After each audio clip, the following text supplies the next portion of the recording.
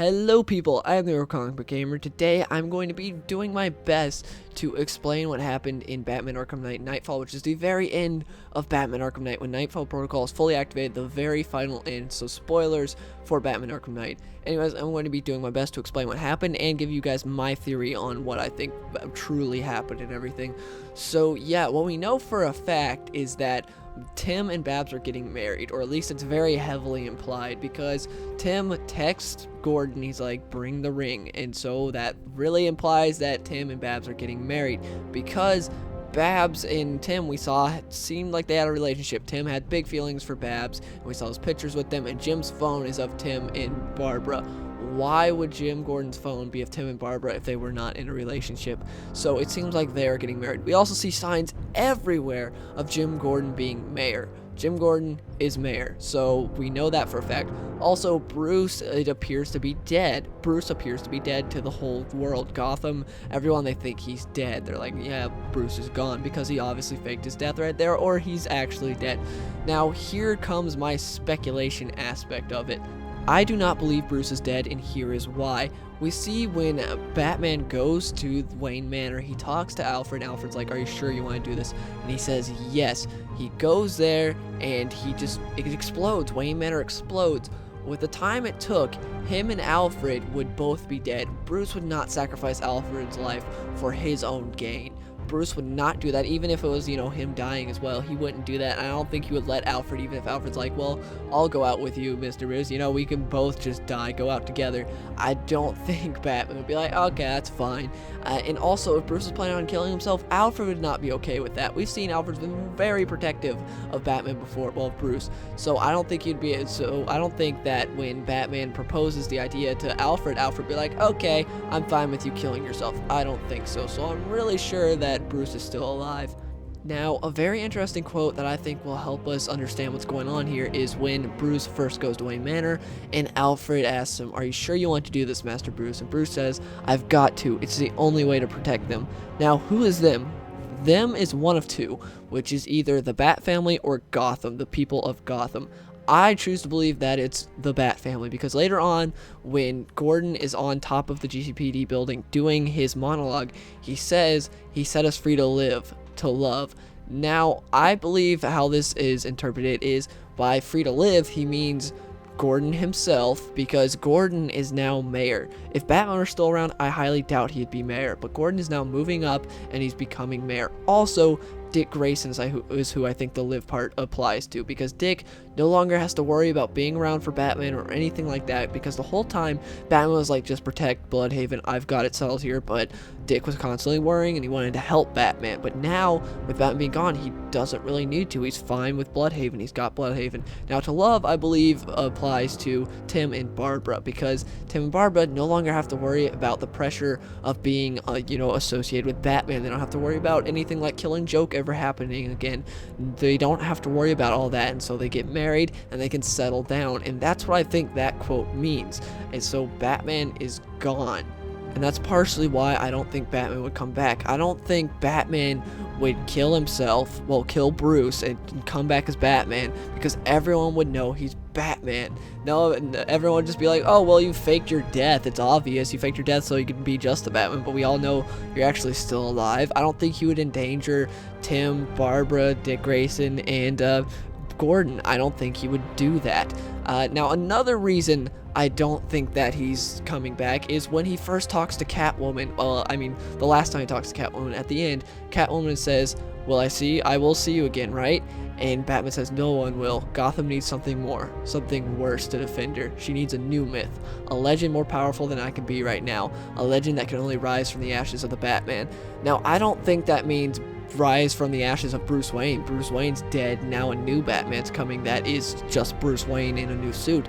I don't think so. I don't think that quote was meant for that. Just to mean, hey, I'm saying all this philosophical stuff, but that just means I'm going to come back in a new suit and scarier than before. I don't think that's what it means. Now, I'm going to nail down who I think Batman truly is. First off, I don't think it's Dick Grayson, because at the very end, when we see the new Batman coming, that is obviously fear gas. When the new Batman comes over to those guys and, scares the crap out of them, I don't think that's Dick Grayson, because Fear gas is not his style. He would never use fear gas. That was not how Dick Grayson was when he was Batman. Not that Rocksteady's really stayed true to all characters. But anyways, I still don't think they would do that for Dick Grayson. I don't think it's Tim, because Tim is now happily married, and fear gas is also not his style. He doesn't care about going back to crime fighting. He's happy being with Barbara. I don't think it's Azrael Michael Lane, because Michael Lane is busy against the Sacred Order of St. Dumas. He's going after them. He's mad at what they did. He's more for like the Order of God. I don't think it's Bruce, because why would Bruce destroy everything from Bruce Wayne but make that quote about needs to rise from the ashes of Batman, not Bruce Wayne? He never said needs to rise from the ashes of Bruce Wayne. Everything he did seems like it doesn't mean Batman would come back. Also, fear gas isn't really his style. Who I think it is I think it's Jean-Paul Valley. He would resort to using fear gas and go down to their level. And a big reason I think it's him is I have this panel from a Knightfall comic to where Tim goes to Azrael. Like, that's where you and Bruce differ. The old Batman would never descend to their level. And Azrael's like, the old Batman was created for older times. So yeah, I think that's pretty big, leaning towards it. I may be looking too much into it, but I do think that it is the old Azrael, Jean-Paul Valley. I think it's him who is the new Batman, because why would Bruce do all this stuff talking about the old Batman won't work, it needs to be a new Batman, just for him to come back? That's not a new Batman, that's just a new suit. That doesn't make sense, and he would not use fear gas. He wouldn't resort to their level like that. He's used fear gas before on Scarecrow and stuff, but he would not just go around to everyone and be like, well, I can't scare him anymore, time to resort to fear gas. He would not do that. That is not Bruce's style. And I think that Azrael would. And I think that during this time, we see that Bruce would resort to using Jean-Paul Valley. He would see that it works. Now, we've seen before that some people may be thinking, well, why would Bruce let this brutal guy do all this stuff? Well, when Azrael took over for Batman in the comics, he went after Bane, even though Bruce specifically told him not to, and he beat the living crap out of Bane, just tore him to shreds, and Batman wasn't really mad with Azrael. He's like, okay, he got results, I'm fine. Jean-Paul Valley got results. He was kind of impressed. And so that's all that really mattered. He kept the city safe. Bane was no longer really oppressing the city or anything. He wasn't like, this big guy anymore, because Jean-Paul Valley had taken him down a peg.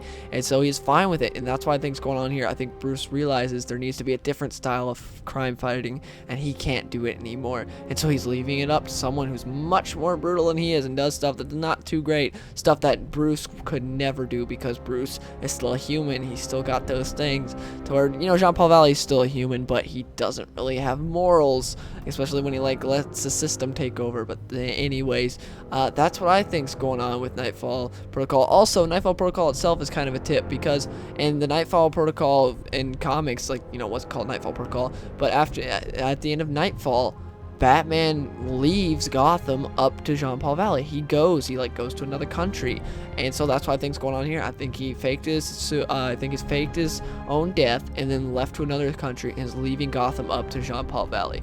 That's my thoughts on Batman Arkham Knight Knightfall Protocol, though. Please let me know yours in the comments below. I want to know your guys' theory. Also, I want to know what you thought of the end of this game. I personally loved it, besides the whole Tim and Babs getting married, because I thought that was stupid considering it's Dick and Babs. I thought it was stupid how that happened in this.